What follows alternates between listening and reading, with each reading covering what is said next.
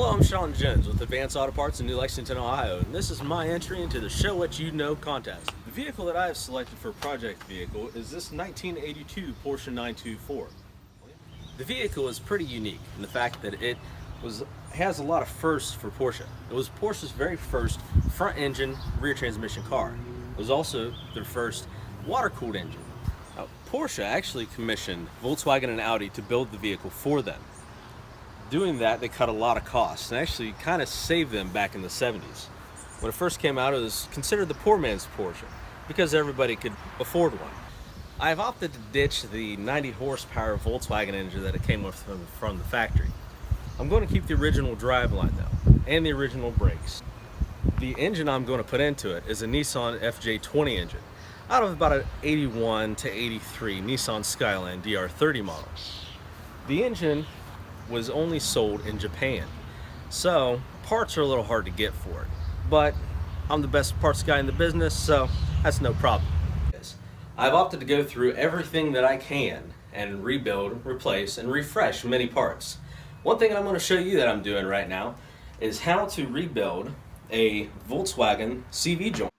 First, you're going to remove the C-clip that holds the joint onto the shaft. Then, using a screwdriver or punch and a hammer, you can separate the CV boot from the joint. Once the boot is separated from the CV joint, you can slide the CV joint off of the spline shaft. Just like that. The CV joint itself is comprised of an outer race, an inner race, cage, and ball bearings. Let's take it apart. To disassemble the CV joint, rotate the inner assembly 90 degrees to let it slide out of the outer race. Next, pop the ball bearings out using a little bit of force. Thoroughly clean and inspect all of the components of the CV joint. The inner race and the outer race are both in pretty good condition on this one. To reassemble the CV joint, place the inner race back inside of the cage and put that assembly into the outer race. When you place the inner race assembly into the outer race, you want to make sure everything's lined up. The inner race and the outer race both have long and short sides. You want to make sure that they are opposing each other and not matched up.